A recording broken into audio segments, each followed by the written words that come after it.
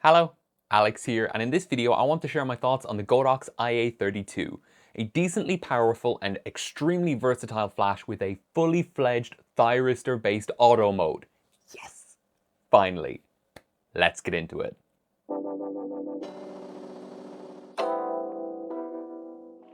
Just like for my reviews on the IM30 and IM20, one of Godox's distributors, LetWell, sent me a copy of the iA32 in exchange for my review, and that does introduce some bias, of course. If you decide you want to purchase any of these Godox flashes or anything else on their store, links to their Amazon stores will be in the video description down below, and they aren't affiliate links, so I don't get a direct kickback, but LetWell have been very kind to me and very supportive, so I'd really appreciate it if you check their store out if you're going to pick up one of these flashes for yourself. Just like, again, in the IM20 and IM30 reviews, most of the sample pictures shown here were shot on film, because I mostly shoot on film, and even though this has that super sexy auto mode, it's nice to show that, you know, you can get the right exposure and that the auto mode works quite well. You know, it's not like with a digital camera where you can chimp and probably just retake the shot.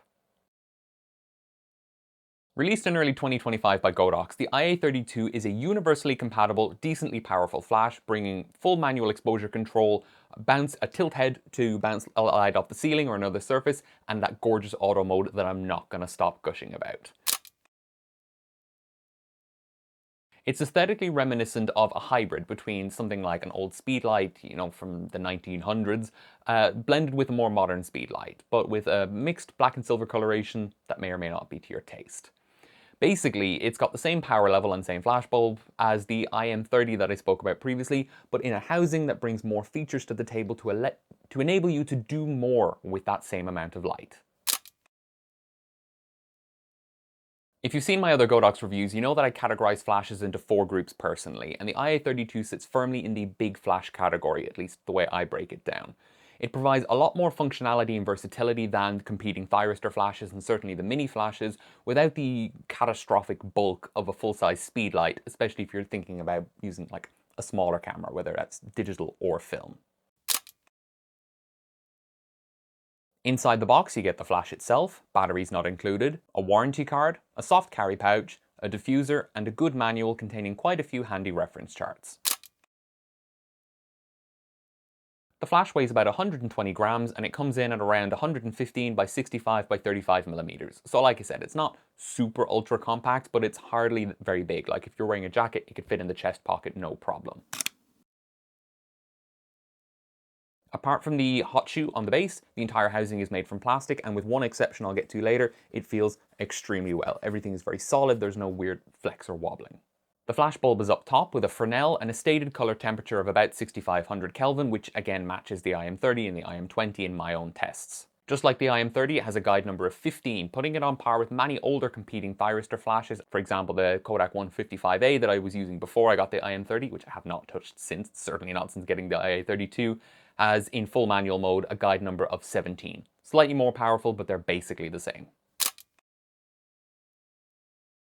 The iA32 has a tilting head moving from a neutral 0 degrees to 90 degrees pointing straight up to 7 degrees down, enabling you to bounce light off all sorts of subjects like a ceiling or a wall or whatever, but also to point the flash downwards given that it is quite tall when you're shooting at very close distances, which is nice just to give you a bit more flexibility. The manual states a recycle time of 2.5 seconds in between full power flash pops, and I was able to fire it 26 times in 60 seconds, so more or less exactly 2.5 seconds. The rear display will turn off after 3 minutes of inactivity, but the flash will stay awake for up to 1 hour, at which point it will go into a proper sleep mode. One key difference between the iA32 and a speedlight is that the head doesn't zoom. I mean, look at sideways, it's very small. The head on the V863 is gargantuan by comparison. It's pretty much the size of the actual iA32. It's actually ridiculous.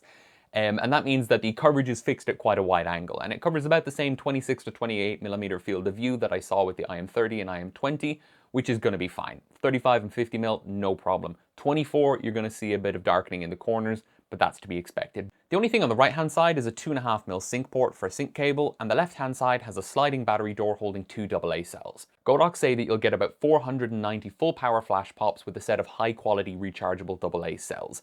I'm currently out of Duracells, so I haven't been able to test this at the time of recording, and I don't think it's fair to try it with, you know, cheapo AA's. That's not really reflective of anything.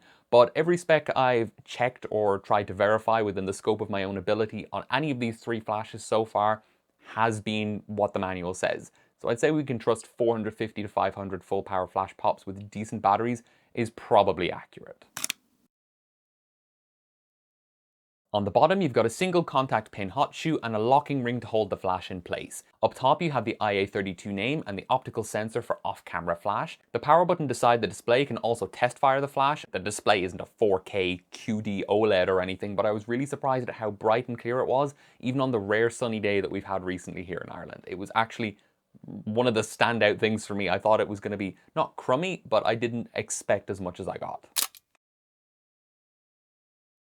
Using the plus and minus buttons, you can manually set the flash output from max power down to 1/128th power, so a full 8 stop exposure range in 1/3 of a stop increments. And if you hold the plus or minus button, you rack through those settings much more quickly in full stop increments. So when you need to get to full power or minimum power very quickly, it's nice that you can do that instead of just going click, click, click, click, click for far too long.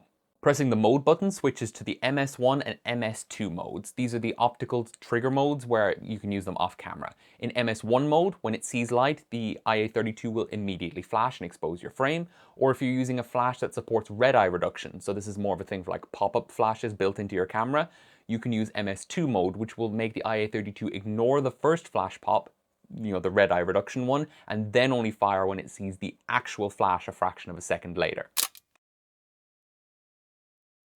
Holding down the mode button switches to auto mode, and this is where the last component of the flash comes in. Just above the locking ring on the front, there's a small hole you can see, and that's where the optical sensor is found. I don't know if this is technically the electronic component called a thyristor, but for the sake of people knowing what I'm talking about, I'm just going to assume it is, and I'm calling this a thyristor flash because the underlying principle is exactly the same.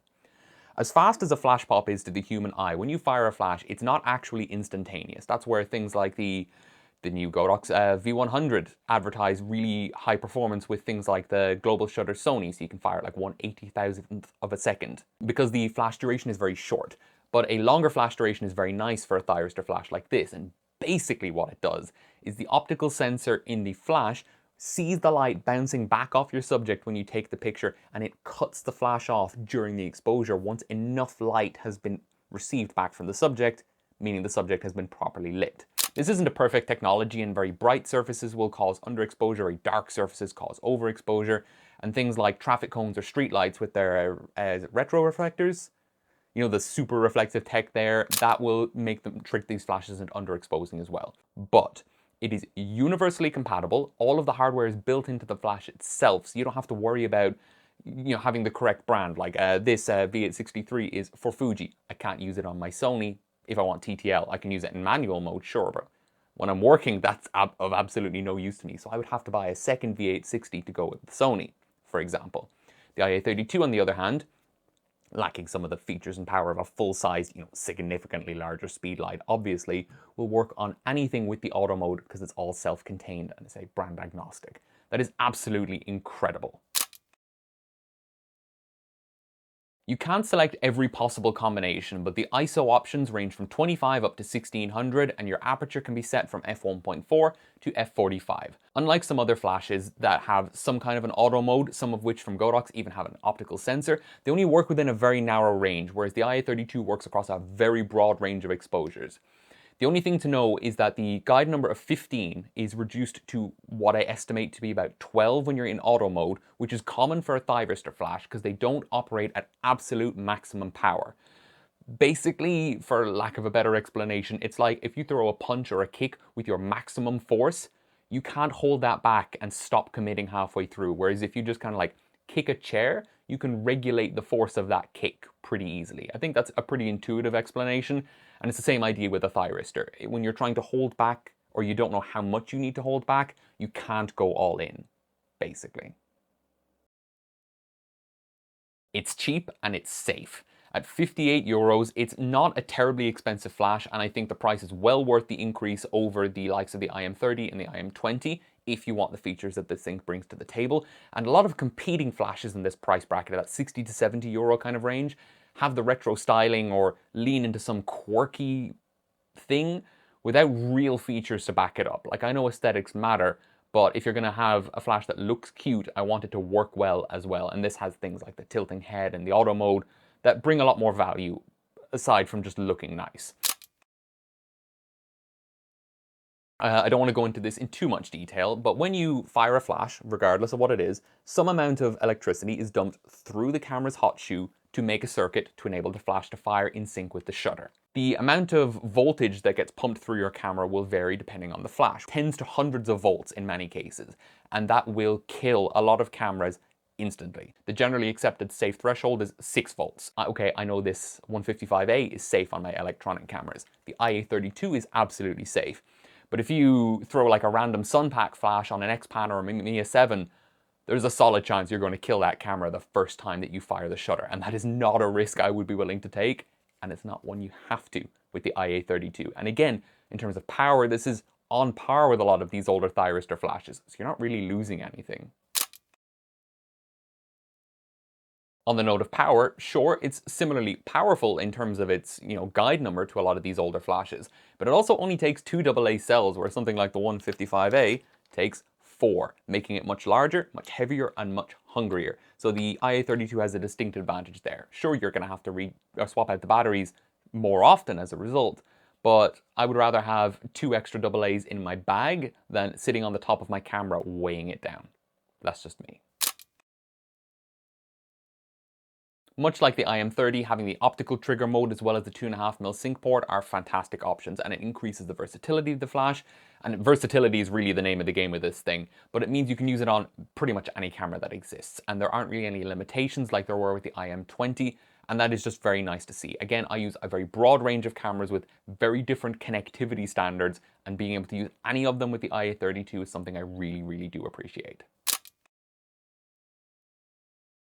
A problem I pointed out with the IM30 and IM20 is that being so short, shading is a problem, and getting even illumination of the frame can be difficult if you're using a large lens because it physically gets in the way. The iA32, on the other hand, is tall enough that that's not a problem with even my biggest wide-angle lens of all of the cameras that I have. So that is very nice to see. That GFX lens is chunky, and yet it still caused no problems here. In each of these videos, I am referring to that constant debate between like USB Type-C charging and integrated cells, but if you're gonna have user replaceable batteries, the fact that they're AA's is the right move. These are available everywhere, they're cheap, it's very easy to get rechargeables, minimizing waste, and they just have a lot more oomph than something like a button cell. And you can avoid some of the disadvantages of an integrated cell, like, battery degradation over time. So there are obviously pros and cons there, but as far as user replaceable batteries go, AA's are a big win for me. Apologies if you've watched the other videos and heard me say this so many times already, but the guide number of 15 is more than powerful enough for a typical on-camera flash. It's very strong, you can use it at ISO 100 to 400, like f4 to f11, no problem at reasonable distances. You're not going to illuminate the same kind of room as you are with a V863, sure. That thing is huge, and the battery is nearly the size of the entire IM30. So that's, not a reasonable expectation. But being able to crank the power down as well from that max power down to 1/128th means you can shoot with like a leaf shutter with a wide aperture at a fast shutter speed on a really sunny day and get those dramatic like mixed light fashion shoot kind of shots, especially if you're using this thing off camera, giving you a lot more room to play around with this for creative photography, even when it's on camera, being able to shoot at very close distances at wide apertures, get some like illumination for near macro photography, again on or off camera. It's just really nice, and you can't do that with a lot of other flashes. Although the build quality is very good, like I've said, I mean, it's very solid, it doesn't feel cheap, though it is very lightweight, especially because it only takes 2 AA cells. The one thing that really stands out for me when it comes to the build is the knob for tilting the head. The clicks are not very satisfying. Pressing these buttons on the rear and sliding the battery door have a very firm tactile feeling, and this just feels kind of mushy. It betrays the price a bit, I guess. The overall package feels reasonably premium, certainly for 58 euros. But that is something I really don't like. I wish it felt a lot better. Another thing you've probably heard me talk about before is the color temperature of about 6500 Kelvin, which is quite blue compared to other light sources, especially daylight. I think that's more of a problem or more of a potential problem with the iA32 than with other flashes, because using it in auto mode, you're probably more inclined to use this as like a fill flash or mixed with ambient lighting, balancing out your exposure between the two, where you're going to see that color mismatch a lot more.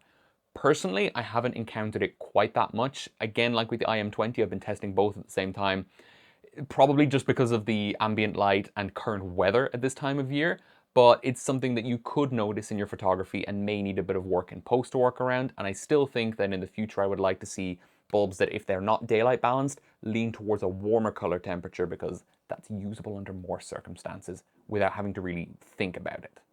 This isn't a thing that's exclusive to Godox by any means. I mean, the flash on my Olympus XA is hella blue by comparison. It's far bluer than these. That's more of a problem there, but it is something I think is fair to criticize. I said that the guide number of 15 was very good for an on-camera flash, and I do stand by that. But I meant when you're pointing it at your subject. A guide number of 15 is not super powerful if you want to use bounce flash. You point this head straight up at the ceiling. Unless you're in a decently small room or using like a higher ISO setting or higher ISO film, you might find yourself a bit limited. I mean, speed lights are very, very big for a good reason. You know, I don't think it's going to be a massive deal breaker, but I can definitely see a situation where someone looks up a guide for bounce flash, finds a guide intended for speed light users, and tries to replicate it with this and might be disappointed with the results. There is actually one other thing I want to talk about. If you're using the iA32 in wireless mode, using like a small camera flash to trigger it wirelessly, you can only do that in manual mode. If you go back, the manual or the optical trigger modes are called MS1 and MS2 because they are manual only. I don't know why. I'm sure there's a reason, but I can't think of a reason why the wireless modes would be restricted to not using the optical sensor. That seems like a massive missed opportunity. Now, like, I'm not Bruce Gilden, but if I would like to be able to say at a photo walk, throw a really weak flash on my camera, like the Reflex Lab mini flash, take a portrait of my friends, and just hold this up for a bit of fill light with the auto mode balancing my exposure for me. That feels like a real missed opportunity, and I feel like that's something that should actually be addressed in an iA33 or whatever, if there is a future model down the line. So those are my thoughts on the Godox iA32 iFlash, a universally compatible, super versatile flash with a decent but not mind-blowing power level in some of the modes that it can be used in. Aside from my complaint about the feeling of the knob, I mean, that's the tactile thing, it still works perfectly fine. My main gripe with the flash is definitely that issue not being able to use the auto mode wirelessly. That, in my opinion, is quite a big missed opportunity, to be perfectly honest. And at the end of the day, I still love the flash. I don't use wireless flash all that often, but it would be nice not have to work out like the Pythagorean theorem to figure out how far away the flash is from my friend's head when I'm doing a portrait. It would just save a bit of a headache. Overall, the flash presents amazing value. Like I said, a lot of similar flashes will give you either like an amazing build, like an aluminium build, or a retro styling at the cost of not providing the same feature set. This having the tilt head and a fully fledged auto mode. Even if it's only usable on camera, that is a huge deal for me to be able to buy something so cheap, lightweight, throw it on any of my cameras and use it perfectly, either with the hot shoe or the 2.5mm sync cable. That is worth a lot to me. The price of the iA32 is starting to creep into the territory where you might be interested in a smaller, more compact speed light, something like the TT350 from Godox. And depending on what your goal is, I can definitely see that being more appealing. As I mentioned though, when you get into those kind of flashes, you're talking about the benefits of TTL, but then you start having to worry about which brand of TTL protocol you're buying compatibility for. Again, I can't use this properly on my Sony camera, only on my Fuji. So if you have like a couple of cameras within the same system, or if you only have one camera, a speed light might make more sense for certain people. But if you're concerned about size and weight, this being a very small light flash by comparison, or you want to use it with film cameras or with a wide range of brands of cameras, the fully integrated thyristor mode, you know, being self-contained in the flash, can bring a lot of value to the table, I think. And I think a lot of people would benefit from this over something like a speed light. And you don't have to worry about manual flash. I didn't even speak about that whole thing in this video by comparison.